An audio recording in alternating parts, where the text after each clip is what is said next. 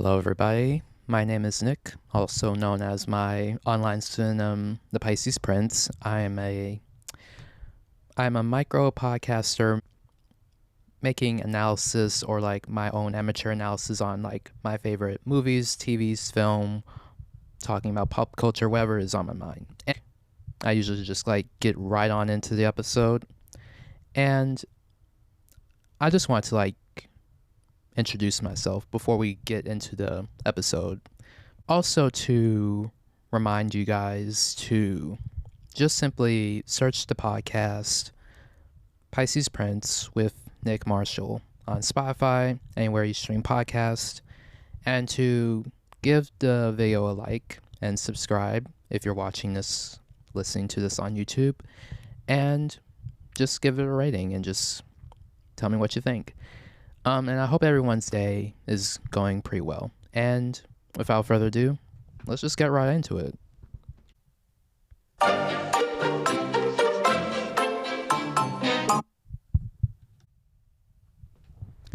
You know, being born in the late 2000s, it's pretty awkward because half of the interesting things that have already happened in pop culture have already happened.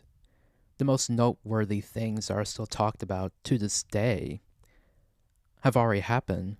For example, the feuds between Lindsay Lohan with Paris Hilton and Hilary Duff, Britney Spears and Justin Timberlake, Angelina, Jennifer Aniston, and like Brad Pitt's marriage. All those like interesting things have already happened. But I'm one of the few who was born in 2006 through 2008 that got to experience a little bit of the 2000s nostalgia, as much as I could personally remember it. And I got to enter a whole new era in the 2010s. I got to experience a new era of celebrity, just as when social media was coming into play. And we got to experience we got to live through eras of our new favorite actors and actresses, singers and songwriters and like rock stars and even like our favorite YouTubers when YouTube became even more prominent in like the public eye. But let's talk about eras. Like, I got to live through like a good era with one of my favorite singers of all time. I'm talking about Olivia Rodrigo's Guts era. On September 8th, 2023, Olivia Rodrigo released her sophomore album, Guts. The album was pretty successful, with being nominated for Album of the Year and Best Pop Vocal Album at the Grammys, but unfortunately, it didn't win in 2024. And I personally think it was kind of like a snub, but that's just my opinion. The album is kind of like a continuation of her debut album, Sour, but stands out as a more confident and more mature album than the breakup album that Olivia created before. This is mainly because Guts, it's more adult, sort of. It's more angst. It's more young adult. Like, it's more like, it doesn't really focus on like heartbreak as much. It's mostly focused on the anxieties of like being a young adult and trying to like figure out who you are, while also bringing up that dating kind of sucks when you're like dating when you're 18 and 19 and 20, like especially in those early 3 years between 18 and 20. It's pretty like shitty, and you're also like finding out who you are because you just graduated high school, you're going to college or like something, and a lot of the time you feel very uncertain and you just don't really know what the hell you're doing. It's a lot of guessing work. You're just going through the motions. And I'm turning 19 in 2 months at the time of this recording. My birthday's in March. I'm recording this in January. And this is my last year of being like a teenager. And I remember when Sour came out when I was 15 years old. And at 15, I was already done being a teenager. Let me tell you, I was already fucking done with being a teenager. I was so done with my teenage years. That's why I loved Brutal so much when she's saying, "I'm so sick of 17, where's my fucking teenage dream?" And I always like read it to me as, "I'm so sick of 15, and where's my fucking teenage dream?" Because like I was just so tired of like 15 already. And by the time I turned 16, it felt like I turned 40. And it was just so weird because your teenage years and your 20s is just like those 2 decades of just constantly asking yourself, will I outgrow this, or is like this a problem? To quote Taylor Tomlinson. Like, is this like a phase or like a demon? Like, you know? And in your 20s, it doesn't really get any better to an extent. It's just more confusion. It's just you're gonna like try to like figure out as much shit as possible, and you're just gonna be like in this constant race of time to like fix everything to an extent before 30, when it doesn't really work like that at all. And this is coming from someone who's gonna turn 19 and already like know this. Like, my teenage years wasn't really the best years of my life, and my 20s probably wouldn't be like the best years of my life, but yeah, it won't get that much better in my 20s. And that's the best part of Guts. Like, it just, you're just gonna, it's like capturing this feeling of like, yeah, those angsty feelings that I captured in Sour, yeah, it's gonna continue in my Guts era, and it's gonna continue pretty much forever, because angst in general changes over time, but it lessens with teenage. Like, when you're a teenager, angst is like 100%. Like it's at 100%. When you get older, it dims a little, but the angst it's still there. It's still there. So why am I talking about Guts? Well, I got to, I guess like to like go back to eras. I personally like love this album so much, and the songs are also very personal, witty, and relatable. As always, Olivia is always like captured so many feelings of so many other people, and she kind of like she takes the most like messy feelings that are hard to articulate it, and then she like articulates it in a song like it's the most easiest thing in the world, and it makes people feel more heard. And that's like the main reason like why like she's like very popular. But the Guts era, like, it's very interesting to me, like, and I love Guts so much. I love it so much because this is like the first time in history where I've ever like was like fully invested in like a lore of a singer, and like what what made the album even possible for it to even like reach the like heights that it did. It was like the first time, and I wanted to like go over everything that happened in the Guts era, or what led up to the album Guts. And I'm just gonna be explaining the Guts era to you, because you need to know like what went like everything that's been happening since 2021 up until 2024, of like what all happened in her Guts era, so we can prepare for her new era, her Lover era of her third album. That's gonna come out, I don't know, eventually. I'm not really thinking of a new album, but I'm manifesting so much right now. But let's continue to enjoy Guts. And without and without further ado, let's get into like everything that's been happening in the Guts era so far. Yeah. So, let's go back to the beginning. Let's just go back in time. It all started a week after she turned in Sour in 2021. Olivia already had the title Guts in her mind for her second album, but at the moment, she was riding high on the success of her debut album, and it was pretty good.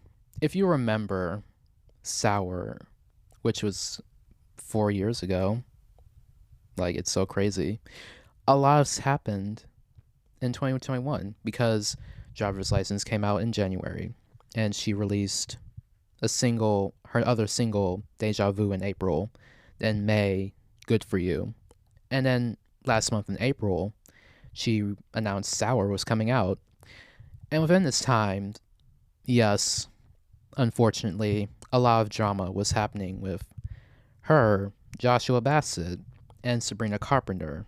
And also around this time, she was still filming High School Musical, the series season 2, which was, I don't know how, like, I'm not even gonna, like, guess how awkward it was on set, but it was, like, even though she said everyone was pretty supportive, which I buy that, like, everyone is, like, all of the cast members were supportive, I feel like it was still pretty awkward after everything to have a song come out about your relationship and everyone has to like continue like to work together. Like, yeah, like the internet's not dragging you, Joshua, at all. Yeah, but overall, like the sour, like the whole sour era was pretty like it was going well. So within that time, she released her Sour Prom concert. She was doing more live shows. She was getting award after award. She was appearing in magazines. She was going to like Fashion Week. She also went to the Met Gala. Her outfit was pretty good.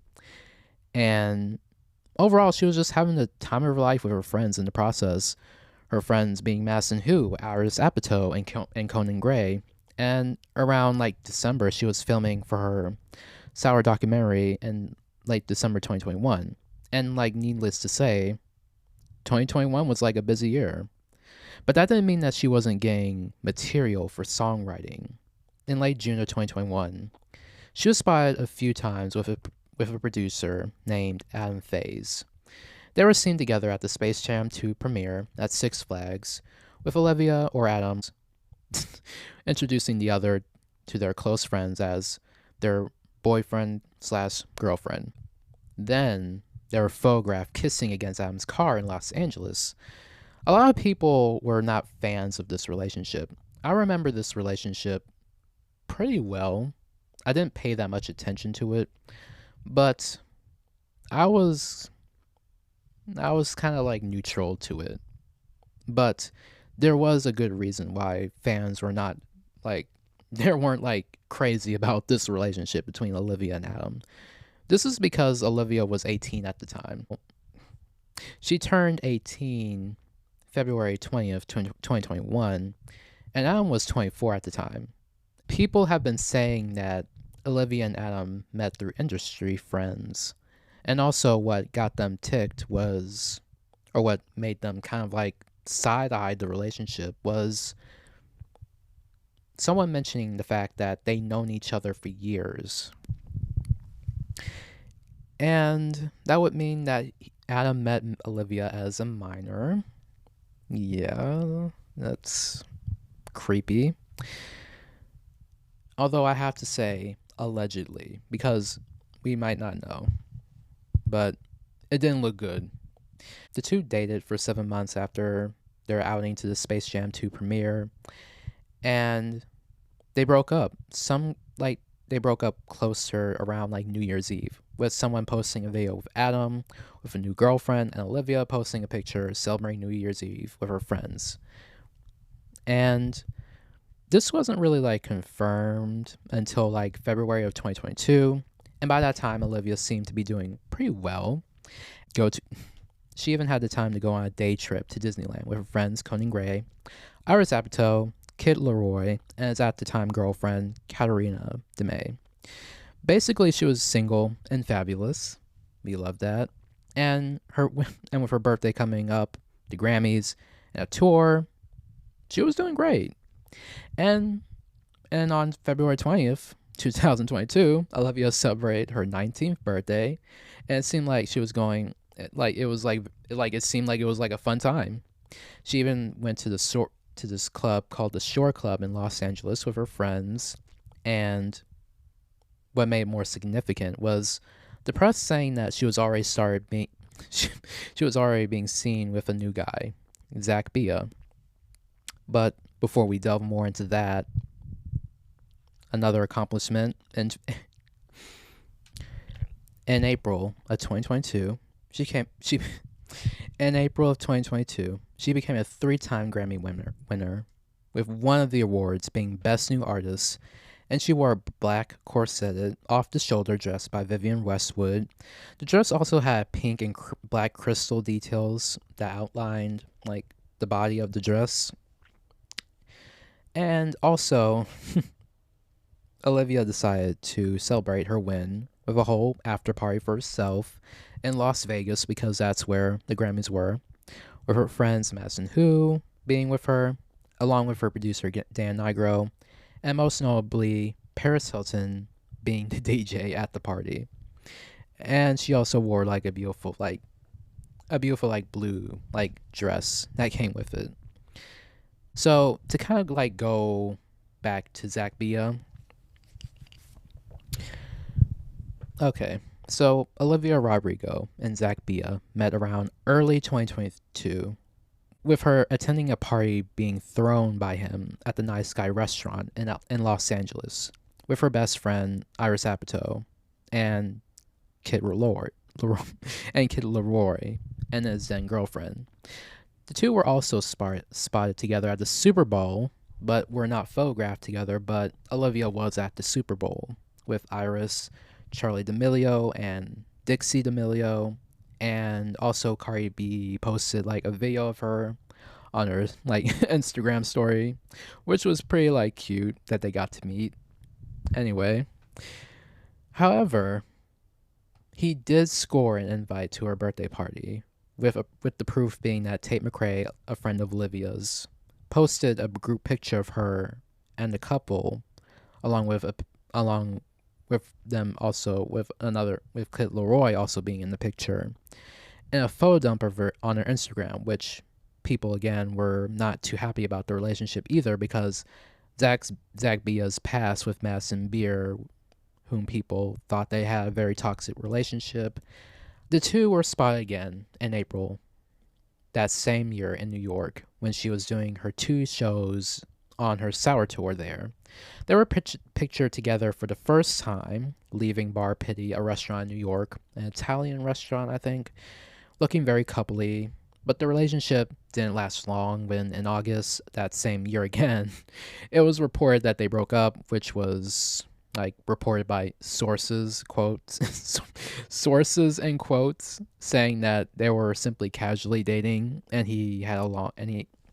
they both had like huge schedules, and they had different friend groups, and also they haven't been on a date in a while. But then like I saw on a TikTok that someone posted to Demois, like a gossip site on like Instagram, saying that they were also like spotted at a restaurant in London in like June or July, maybe. But yeah, it was pretty interesting. Wait. Yeah. The Sour tour started in April, and it started off pretty good. The tour had also like had supporting acts Gracie Abrams, Holly Umberstone, and Baby Queen. One monumental moment of the tour was her performance at Glastonbury after Roe v. Wade got overturned, and performed "Fuck You" with Lily Allen. This was also like a pretty good move because like Olivia has like very young fans and young girlfriends, to be more specific, and it's good that they see their favorite artists being very vocal and speak about keeping their rights to their own bodies. And it's good when like celebrities like use their platform for good, and she's proven time and time again in her career that she wants to use it for good. Next, another small note of that year, I forgot to mention this. Let's go back. Let's like rewind a month before. March of 2022, her documentary Driving Home to You came out on Disney Plus. The film was a concert film that she made for her fans who could not make it to the Sour Tour. In the film, we get to see Olivia's thoughts when she was writing the album, while giving us more breakup insight with her relationship to Joshua Bassett, but never mentioned Joshua by name. But fans knew anyway that most of the album was inspired from their relationship. And I have to say, like, I can make a personal note to this, that I really did like that, like, I really did like Driving Home to You, because I remember, like, I was doing a concert that same day that the film came out, and Sour was like, it was a good album. Like, it was like, it's my most favorite album of all time. And Sour will always be an album that like captured a very poignant moment in time for me. And seeing like the film and like just going back to like watch it at times, like it's very like, I feel very at peace with the film. Now I feel like Olivia was very at peace with performing the songs and telling her story. And I watched the film the other night, and all I kept thinking was, we're okay now. Because, I don't know, I can't really explain it. Like, I just can't help thinking, like, yeah, we're okay. Like, this rough time that, that this period captured for me, and Olivia captured for herself when writing the album, like, we're okay. And that's, like, so beautiful. But enough about that. When the Sour Tour ended, Olivia got back to the studio to write Guts, having all that material down with her. The writing and producing of the album was split between LA and New York, and, well, mostly New York, because it produced a lot of creativity, and it started a new era for Liv. A lot of the time she was in New York, she was recording and producing the album at Electric Lady Studios in 2022, with a lot of like photos for evidence, paparazzi photos, her Instagram. She was in New York at the time. And in 2023, she kind of like she kind of did disappear for a minute to finish the album in general. And I was really like missing Liv for like a minute, because like we haven't really been seeing her, and like obviously she was like being like very like busy and stuff. And it did like create like a whole new era with her like being in New York City. So much to the fact that she moved in. She moved to New York when the album finished, and she's now like has an apartment in the East Village, and she's basically like living out her Carrie Bradshaw like fantasy. So, and like when all that happened, she released news of her new single Vampire being out. And I actually do have like a little video clip of the basic like news of like when that happened by The Take. Olivia Rodrigo is finally coming back with a new single and album. But what can we expect from her this time around? She hasn't released any snippets yet, but has confirmed that the song is called Vampire. While no one knows for sure what the new album will sound like, we have some guesses. The press release for Vampire stated it's the sound of an artist firmly in control, imbued with a sense of maturity and a bold confidence. And that brings to mind some other great young singers who shot to fame off of their first album and then followed up with a more confident, experimental second album, like Fiona Apple with Win the Pawn. Fast as you can, baby. Olivia is also clearly inspired by the likes of Alanis Morissette. Yeah, yeah, yeah. So maybe she'll lean even more into the pop rock side of her first album. Whatever her new music ends up sounding like, we're super excited to hear it. What sound do you think Olivia might go for with her new album? So basically, when she said like Vampire, her new single Vampire was coming out, I was very excited, because for obvious reasons, like I just want to like hear new music. And also, a lot of the time, like as she was like finishing like the album, I was feeling very like anxious, like I just, there was a part of me that didn't want her to like release another album, because I was hearing some stuff about like maybe Olivia was gonna be like a one album wonder, and then like the sophomore album curse, because sometimes like the sophomore album doesn't really like do that well as like the first album, because like maybe there was like so much hype and like excitement around the first album, you just kind of like try to like rush into it. And for the longest of times, like within that short period of time, people like speculate that like, well, since that her album was sour, maybe her next album will be called Sweet. And she did kind of like poke fun at that fan theory, but again, she had name guts in her mind since she turned in sour, and she took the time that she needed with her experiencing life and like going on tour and like making new memories for herself to even like get the like thoughts in her head to like even like write things down. And she was like feeling like anxious feelings and doubts herself, and she proved those doubts wrong when she did like finally like write down like what was going on when she finally wrote like the songs that she wrote for Guts. So when the album when the song finally like came out, it did like pretty well. And it was at the top, like I think it was like number 1 on the Billboard Hot 100. But with that it came like lots of like speculation, because the song Vampire was like rumored to be about her relationship with Adam Faze or like Zach Bia, but people quickly ran a story saying like the song was not about Adam Faze. I'm like, huh, interesting. Like maybe people weren't gonna like connect the dots, but like since like people have like said no, it's not about Adam Faze, like okay, like it doesn't really like like it's not really gonna like calm fans down like speculating this crap. But anyway, it didn't stop them, but with like it didn't really stop like fans like speculating like if it was about Adam or like Zach Bia, because one lyric stuck out the most because girls your age know better.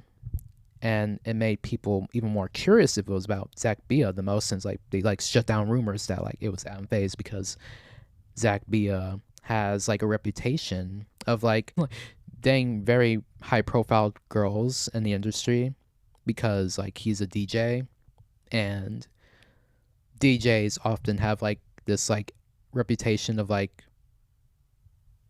kind of just like grifting towards like the next high profile person that they can to like boost their own success. But however, some people have said that the song was about Taylor Swift. I know what you're thinking. Why would people ask that, like why would people wonder that it's about Taylor Swift? Well, there's like a lot of things that have happened. There have been many rumors of Olivia and Taylor having beef since late 2021, and it all started when Olivia was faced with some plagiarism claims from other artists like the band Paramore for Good For You, her song, sounding similar to Misery Business, another song from Paramore, which people have been saying like, oh, it has like the same melody Olivia's copying, which is like something that people, new coming artists, can most of the time like face plagiarism claims. I feel like being a creative, there's no such thing as original like ideas to an extent, because like it's hard to like cry plagiarism when most of the things that have been created, it's like already done. It's like, but who has the most noise to it, if that makes sense. So when that was going on, it led her to like give some royalties to the band. But then people started to notice she gave some royalties to Taylor Swift and Jack Antonoff quietly for her song Deja Vu, because it had some quote unquote similarities to Taylor's song Cruel Summer. This confused fans the most because these two songs are very different. Like it doesn't have the same like melody, it doesn't really have the same meaning. There's no like true like plagiarist crimes. The only song that she did give true like credit to was like Step Forward, Three Steps Back, because she interpolated a song from hers from a song from Taylor Swift's album Reputation, New Year's Day, and Taylor and Jack gave the okay, and that was like that was all like it seemed like a good like business transaction. Like, yeah, you can like interpolate this song. We don't mind. Like you're doing well. And Taylor Swift in the beginning was like very supportive. She like posted, like she even commented on Olivia's Instagram saying like something about her being her daughter, and she was very proud. And she even like posted Olivia and Conan on her like Instagram when they listened to like Fearless for the first time. And it seemed like it was like all of her dreams are coming true, because like her most favorite artist ever was like paying attention to her and also like praising her to the sky. Because like Taylor Swift is Olivia's like personal like hero. So it makes it even more confusing when fans like saw that Taylor was like demanding credits for Cruel Summer. But to go back to that, the only similarity that they had was like the yelling vocals, which Olivia mentioned that she was inspired by in her Rolling Stone interview in 2021. She then like fanned the flames in another interview for Rolling Stones with Alanis Morissette, saying she herself has had some experience with mean girls in the industry, which again like filled more rumors, because people were like saying, okay, like who is she talking about? Taylor Swift? Interesting. Then another like confusing thing happened. When the Eras Tour was announced and it started in March of 2023, it was a huge red flag that Olivia Rodrigo, the biggest Swiftie ever, was never present at any of her concerts. You would think that Olivia and Iris and Conan, they're also like Swifties, her friends, are also Swifties. Like you would think the three of them would be at a concert, especially at their like at her LA concert. Like she was even asked about that in an interview, and she said she hasn't had time to like go. And then Conan wasn't even talking about Taylor Swift either, which made fans even more curious, because like Conan's just as big a Swiftie as she is. And when people asked Conan and Olivia what their favorite song from Midnights was, both of them said, I haven't got the time to like listen to it. Interesting. When they had plenty of time to like listen to Fearless, Taylor's version. Like it's the second it came out, they even like got early listens to it. Like the math wasn't mathing. It was sketchy. Like something was going on. The song that made fans the most convinced that there was beef going on was The Grudge, with a lyric that stood out to fans being, "Your flowers filled with vitriol." And then Vampire also fueled a rumor about Taylor and Olivia.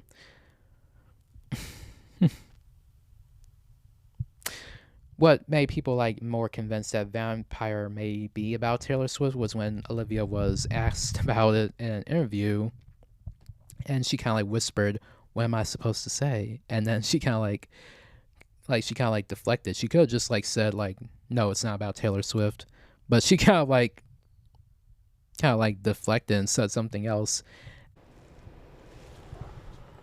Whenever Taylor was brought up in an interview or any kind of like interview that Olivia did, she always managed to very kind of like cleverly like deflect from the topic in general, which again led fans to just constantly like speculate if there was some beef going on, and if the beef was really worth like song credits and like royalties and stuff.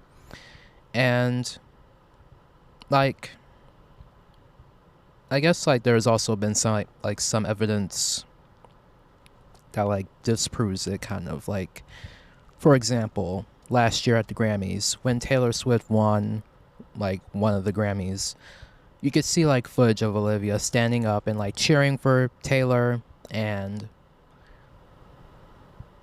I think that action was genuine, but like I think it's like one of those examples of like maybe something went on and it's like a typical like never meet your hero situation, because Taylor is like Olivia's, or like was Olivia's biggest hero, and now like think about it, like Olivia was 18, coming off of a huge like has like a huge success with Driver's License and her debut album, and her debut album to this day is still like gaining a lot of traction and like like getting her a lot of like awards and like royalties in general. And it was on her first try, on her first year. The same like similar feats that Taylor Swift has like done over the years.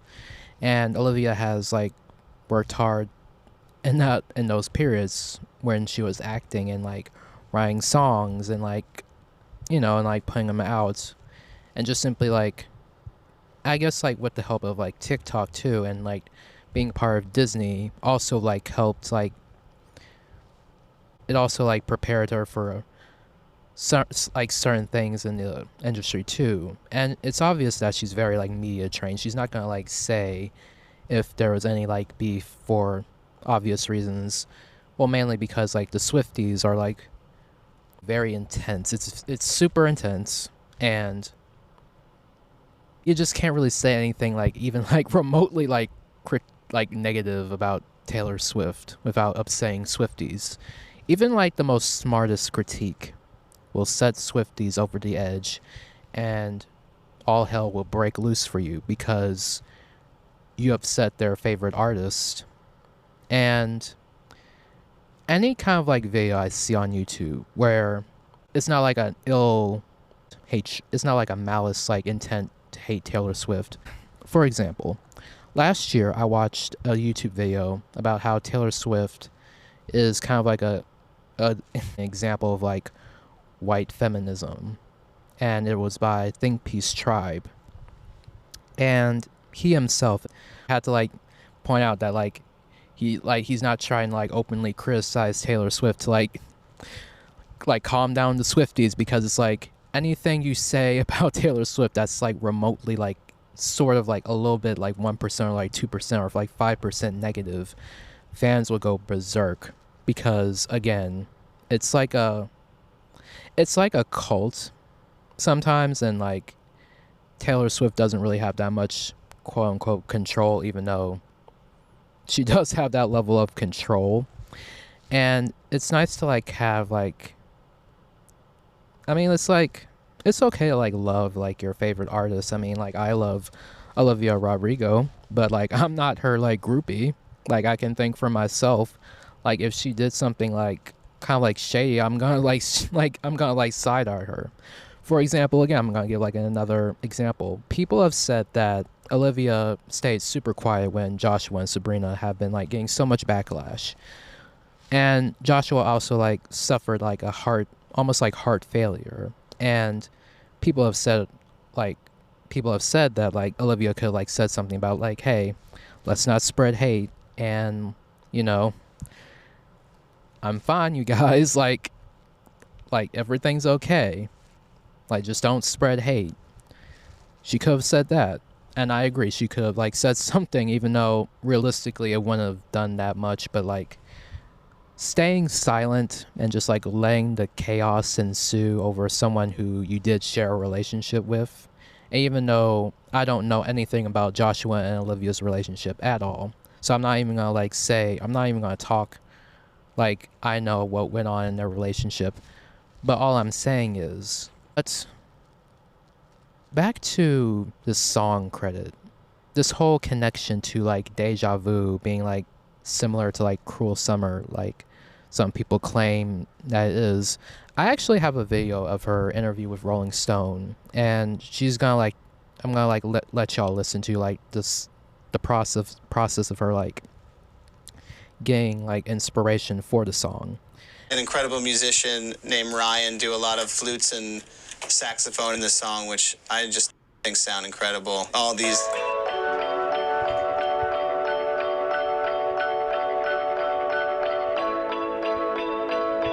singing in harmony.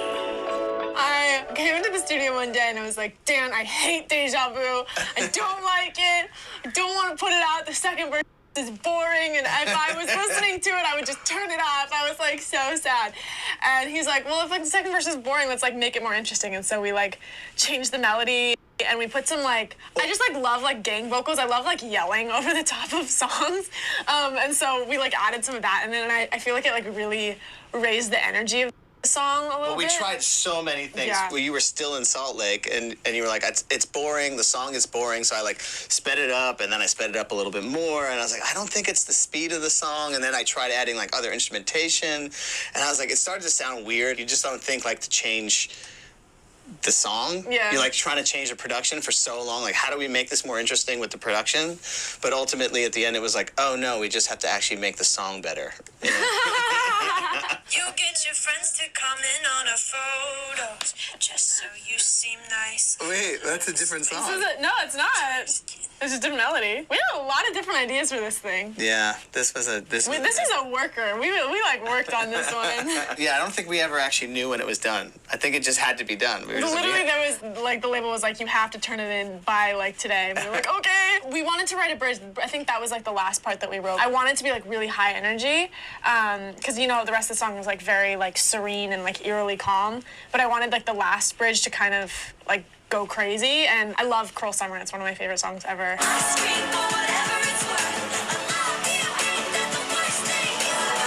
I love the like the yelly vocals in it, like the harmonized yells that she does. I feel like they're like super electric and like moving, and so I wanted to do something like that. And I love that that little like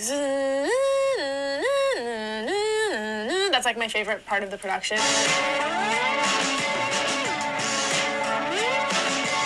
She was very inspired by Cruel Summer with the yelling vocals in the background when Taylor was screaming ice cream for whatever was worth, and then she screamed, I love you, ain't that the worst thing you ever heard? And then the bridge, which was like had like little inspiration from it, was kind of like strawberry ice creams in Malibu, don't act like we didn't do that shit too.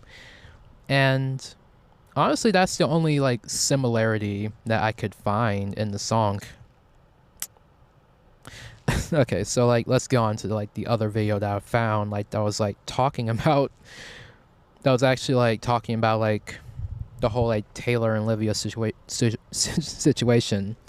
One woman online made actually like a very good point on like why we'll never like hear what's going on because of like fan bases and stuff. And this woman is named, it goes by the handle Fluently Forward. That's the woman's handle, and she made a pretty good take, so I'm gonna let y'all hear it right now.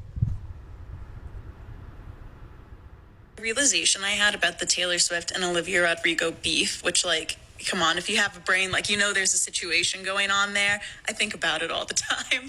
Is that I realized Olivia, she's taken the high road, right? Like, she's 21 or 22. She's basically been like mogged on by Taylor Swift, who's like, you know, #1 pop star, billionaire, used to be her idol. Now they don't talk. We know something's going on. And I think it's because they share such a similar audience. And that's why Olivia is quiet, because she kind of has to be. So when you think about previous celebrity beefs, if their fan base isn't the same, like Taylor Swift and Kanye West, that's an easy beef to get into publicly, because it's like, okay, well, most people aren't going to be a fan of both. So if you're like, I'm Team Taylor, Kanye's not really going to lose out on that. Versus something like Sarah Jessica Parker and Kim Cattrall from Sex and the City.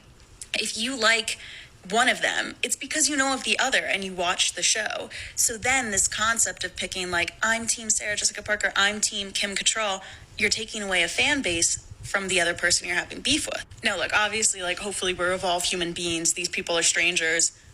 No one should be team anyone or anything. But think about that if you're Olivia and you're going up against Taylor, right, who has like the biggest, the Swifties, right? If you say anything about her, then it's going to make people on the internet think that they have to be like Team Olivia and Team Taylor. And by notion of that, every person who says that they're Team Taylor would have to no longer be Team Olivia. So of course she can't say anything about what happened or blah, blah, blah. But if Olivia Rodrigo, let's say, had beef with like a country star, I bet she would probably say something. Now, it's not a hard and fast rule, like Nicki Minaj and Cardi B, of course, like that's a similar audience base and stuff like that. But it just is interesting. Like, for example, I don't know, like Selena Gomez and Hailey Bieber, now that they both have makeup companies, have they eased down on the beef a little bit because they're starting to share a little bit of that similar audience base? All I can say about that is I'm really on no one's side, really. It's like, I just think it's like, I feel like that's just grown folks' business to me. If anything, it was just simply like giving her money, and that's kind of it. Like maybe it stung for a minute, but of course she's gonna be like feeling a little bit upset about it, and like kind of has to like distance herself for a minute, and you feel like you can't really like say anything about it because it's like she was in the fan base herself, so she knows like how intense Swifties can be. And also I've like seen people online saying like, well, she's not talking about Taylor because people are like complained about her talking about Taylor all the time in interviews. I don't know why people are so like are like complaining about Olivia expressing love for her favorite artist. I mean, people do that all the time, so I don't really know why. Don't know why people are like complaining now. So it's like anyway. Enough about that. The next thing, obviously later on in September 2023, Guts comes out, does pretty well. I'm loving it. I was jamming to it all the way. One thing's for certain, like with all the BS that was happening in 2020, good things were coming. Like good things were happening for Olivia. And it was a new relationship. After being single and fabulous for a good minute in 2023, she started seeing a guy. In October, she and Conan took a trip to London, and she took a picture with a fan with Louis Partridge. And I remember seeing this picture, like, I was like, oh, that's cool, like, they know each other. I wasn't really... It's a weird flex to me that I didn't immediately jump on the dating rumors. Like, I really did not jump quickly on dating rumors. I don't know what it was, but I just felt like they just happened to know each other. Not one part of my brain said, oh, they're dating. I was saying like, oh, that's cool, like they know each other. Like when I saw that picture they took with a fan. And later on during that week, they had been like seen, they were like spotted at a Halloween party and like looking very cozy as a couple. But like the picture that people that people saw was just Olivia giving him a side hug. And to me, it wasn't really like giving dating. It still felt like a friend to me. Like they just happened to like know each other. But like there was like articles coming out saying like apparently they like met each other maybe a few months ago, and they just been like talking to each other quite a bit. And Olivia just now went to London to a Halloween party with Joe Locke and Conan Gray. If you don't know who Joe Locke is, he plays Charlie Spring on Heartstopper.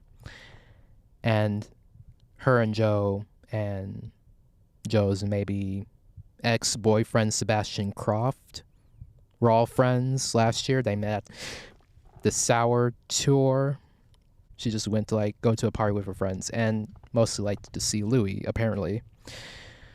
Then 2 months go by, and in December of 2023, Olivia had a performance at the Jingle Ball for iHeartRadio, an appearance on SNL, and Louis was there for both events.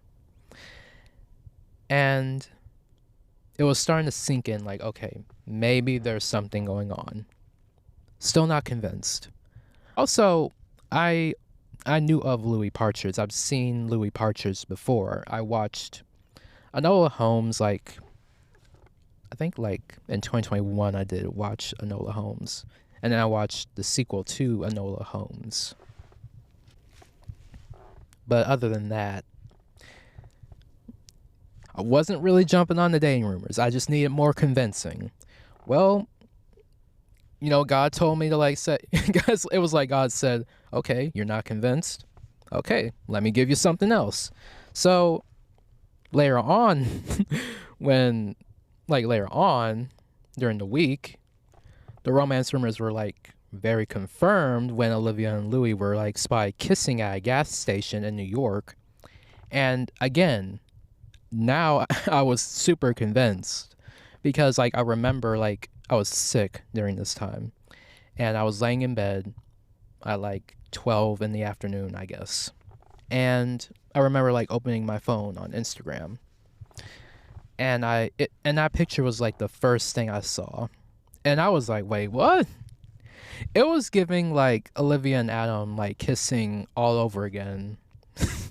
It was like it was calling me back to that picture again, and it was just it was like so surprising because the picture was just like it felt like I was intruding on something. Like the whole picture was like giving like, okay, like maybe they shouldn't have like posted that picture. You know the picture. I'm not, but yeah, they're dating, and she's very happy. But like other than that kissing picture, their outfits in that picture looked super aesthetic, and the paparazzi, like those pictures got out, it was pretty evident like that these two were dating. And the two most likely spent Christmas together. They were like they were like continued to be like photographed all over New York. Footage of them at like restaurants in New York. Well, one footage actually, like, but like they were. It was so clear that Louis was here to stay, and they did spend Christmas and New Year's Eve together because Louis was actually more active on his Instagram than he ever been in a like minute, and they also like gave like little clues that they were like dating by like taking pictures of each other and like posting it on their like Instagrams. Mostly Olivia. Well, mostly Louis taking pictures of Olivia and then her posting it on like Instagram. And like a lot of fans, her fans are just as eagle-eyed as the Swifties. Interesting. Interesting note. Interesting note. And when 2024 came, they were still going very strong. And the two also like spent they were seen in LA for Valentine's Day and for Olivia's 21st birthday. And she was also like getting ready for her Guts World Tour. It was happening later on in February. So for her 21st birthday, her, Louis, Madison, who, Conan Gray, Iris Apatow, all went to Disneyland again for like a day trip. And again, a lot of like footage was like taken of them, like some like footage of them was like taken of them at the place. And she then celebrated her birthday, and obviously like, she didn't post Louis then, but like it was obvious that Louis was there at the party. And then her Guts World Tour starts, and he was seen that opening night with Iris, and then she releases extra tracks from the album, which was already like released as like secret tracks. We already like knew the tracks, but one new song in particular. The song was So American. That's the name of the song. And I immediately was like loving the song, and I have to say, this, even though there, to me, in my book, this was as much as a hard launch as anything. Writing a love song. I feel like her writing a love song about Louis was as much as a hard launch as anything. To me, she didn't really like need to like do anything. Like, I don't need no IG hard launch. I need like a songwriting hard launch. Like writing a song about Louis and how happy he makes you is enough of a hard launch for me. Because like Olivia is so like, she always mentioned that she was so herself within her songs, and like she writes about like her life sometimes, and she does take creative licenses. She does like use other people's like stories when like, you know, like with their permission, of course. And it was just a very sweet song. And it like, you know those songs that you just listen to and you like, it just fills you up with like so much dopamine, and you're kind of like manifesting all that energy for yourself. That's So American for me. Like that song is like, I'm manifesting a whole new like love album, and I will listen to it 100 times a day. I recommend you guys like listen to like So American if you haven't like listened to like So American.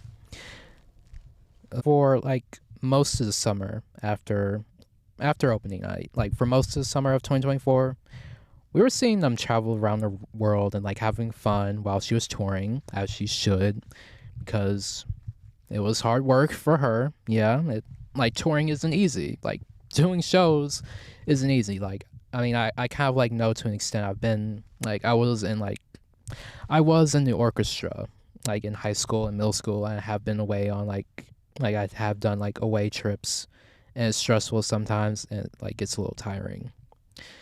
But anyway, Louis was like around like this like middle period of time in like March or something. Louis did an interview with Vogue magazine where he was asked about the relationship itself. Actually, I have a piece of the article. I'm gonna like read it to you real quick. It said, "It can't be easy then to see himself all over tabloids and TikTok with Rodrigo. He breaks into a wry smile when her name is brought up. Dating probably shouldn't be done in the public eye," he says diplomatically. "There's enough going on between two people. You don't need the voices of thousands of others in your head. I think she's got it a lot worse than I have. I can be a bit of a normal person. She's got tons and tons of eyes on her case." And I think it's like, he's right. Dating shouldn't really be done in the public eye. It was like I said in my Emma Chamberlain role model episode. Their relationship is the perfect private but not a secret aspect. And I feel like relationships in general, you don't really have to be like a celebrity or like an influencer to like understand that most relationships in general should be private but not a secret, because it's no secret that you're dating this person. Obviously, people in your life know that you're dating this person, and maybe that person does show up on your social media feed sometimes if you're a user of social media in general. But anything else, like, if it's best to like keep most things in your like just don't make a whole lot of like content with your partner or about your relationship in general like all the time, because it's like it gives people like somehow like permission to like comment and like make speculations about your relationship that aren't even there, and like puts you two in like a very two or more people in the relationship in a very awkward position, and like you have to like weirdly explain yourself all the time about like whatever, and it's just gonna be like, it's just not really gonna be like the best situation for you. But anyway, in August, last thing about this couple, in August it was Olivia's turn to support Louis because Louis was like accompanying her sometimes on tour like to support her, and that was very sweet of him. They had to go to the Venice Film Festival because Louis was starring in a new show called Discourse on Apple TV Plus. And the two pretty much like quote unquote hard launched their relationship with them being pictured hand in hand, to Louis posting them like on his IG story. And she later did the same when the show came out, and she posted Louis at the screening of the event like later on. And the pictures, like in general, like I was loving those pictures. Like they look super aesthetic. They look like Edward and like that couple, Edward and Bella, and Twilight. And Twilight is Olivia's favorite movie, so I feel like she has a type where she goes after guys that look kind of like the guys in her favorite shows. For example, one of her favorite shows is Sex and the City. And she kind of like identifies as a Carrie and Charlotte mix. So I felt like Adam Faze had like Mr. Big vibes, because like I saw a Halloween picture of them like one night, and he was like in a suit, and it kind of looked like the type of suit that like Mr. Big would have. And just looking at that like picture of like her and Adam together sometimes, I was like, okay, yeah, I kind of like see why she would like be attracted to him, because like he's giving Mr. Big vibes. And then something about like Joshua Bassett looking like Adam Brody. Joshua Bassett looking like Adam Brody, and like she had like a crush on Adam Brody. I think I'm saying the name right. I think that was the celebrity she was talking about, and how Olivia's crush was Edward, or she was Team Edward in Twilight, and Louis the Partridge was giving like Edward Cullen vibes and like some pictures, especially at the Venice Film Festival. They were giving like that goth rock star couple. They're also giving like Winona Ryder and Johnny Depp vibes. You guys think so? They were giving Winona Ryder and Johnny Depp vibes, because like I don't know much about that couple, but like seeing pictures of them together, they do look like that 90s very grunge like rock couple. You know those couples that have like that same aesthetic? That it's like that, and you kind of want to be in that type of relationship where you and your partner would have like a similar aesthetic. And I kind of like have a light grunge aesthetic in real life. I don't really want my partner to like completely like dress the exact same way I dress, but I just felt like it would be cool if we just like naturally have like a similar aesthetic. And yeah, that's kind of like enough about the couple. Well, one last note. They're still going strong to this day at the time of this recording. The Guts tour, as you know, like I already said, it started in February of 2024. And it's still going on with some shows continuing in the summer with some like summer festivals. But like pretty much it ended like a few months, like maybe like a couple of months ago. Like it ended like a few months ago. But like it has like a concluding show on like July 1st. So anyway, the tour consisted supporting acts of like Chappell Roan, The Breeders, Remy, Pink Panthers, Benny B. Badubi. I don't think I said that right. And St. Vincent. And Chappell Roan actually like opened for Olivia on the last tour and sang backup vocals on the tracks for Guts. And the tour also donated $2 million to organizations around the world. The proceeds from those ticket sales were to support women's health care, and she made a point of that to like post about that every single like a few hours before the show, and to make sure like people were like we're donating like money to these organizations because she cares about those causes like very much. And the show also made a point to like hand out morning after pills and like also like contraceptives. But her team had to like stop it because like it was kind of like too accessible to like young girls in the audience, because like she has like very younger fans, so they had to like stop that.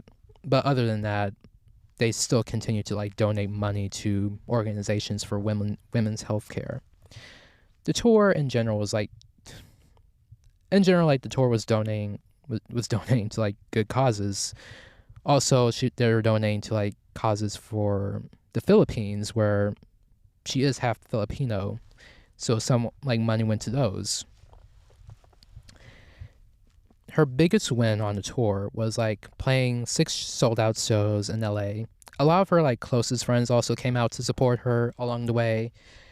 Again, Madison Hu, Conan Gray, Iris Apatow, Gracie Abrams. She also like opened for her on the Sour tour, and also Joe Locke from Heartstopper, her High School Musical, the series co-stars, Ashlyn, Larry Saberstein, Sophia, and her boyfriend Louis.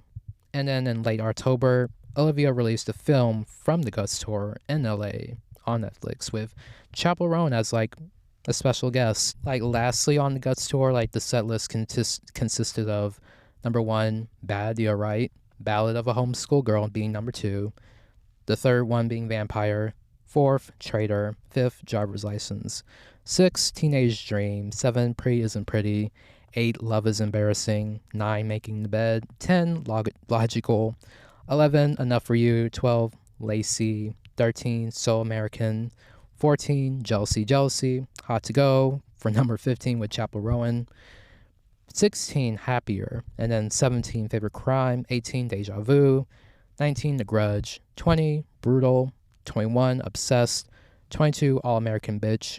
23, Good For You. And 24, the last song on the set list being Get 'Em Back.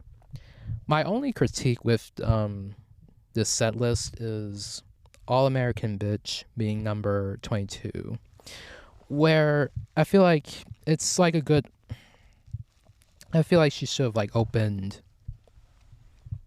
this like the show with like All American Bitch, because it was number one. It was like the first track on Guts. So when it makes sense to,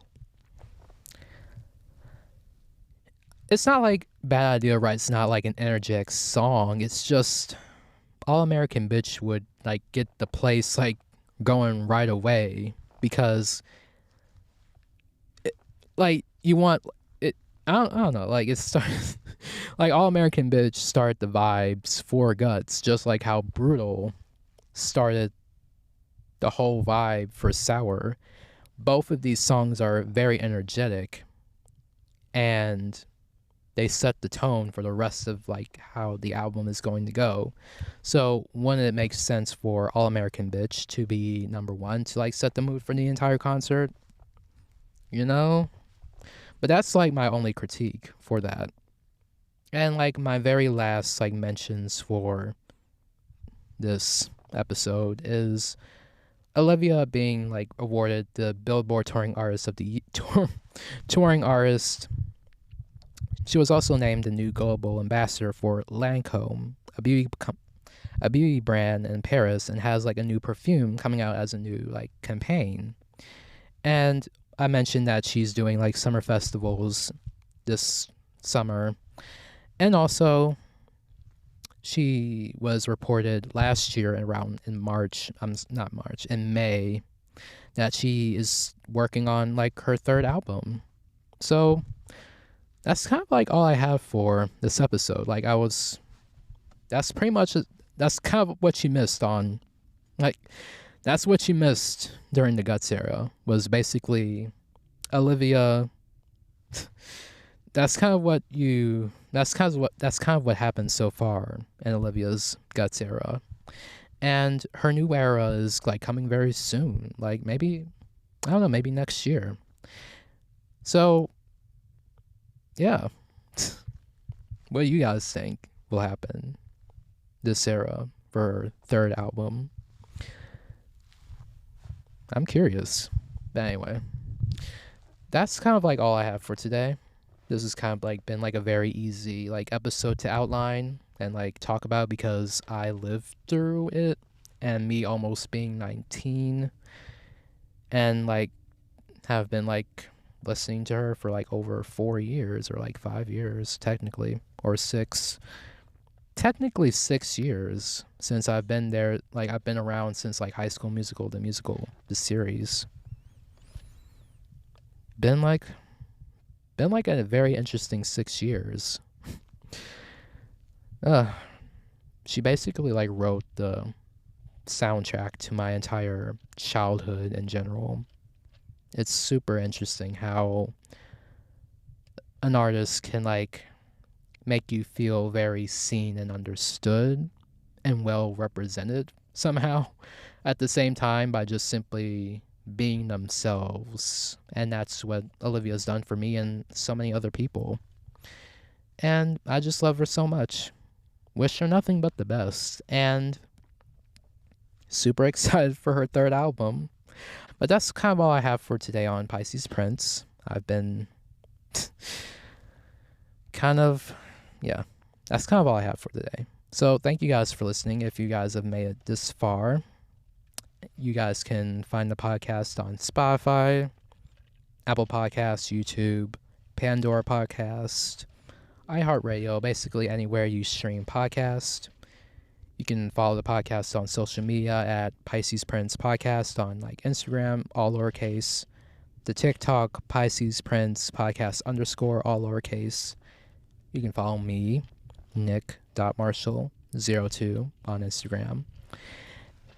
And I hope you guys have a beautiful rest of your day, week, month, year. And more episodes will come out soon. And we'll talk later. It's been like a very interesting like episode. Basically me geeking out about this basically from memory. Didn't really need to write that much about it. This is all from up here. And all from up in my brain. I remembered it. Anyway, I'll talk to you guys soon. And make sure to like give the podcast a rating. Maybe follow it on YouTube. Give it a like. Share it. It'll make it easier. But we'll talk later. I'll see you guys soon. Well, I'll talk to you guys soon. All right. Bye.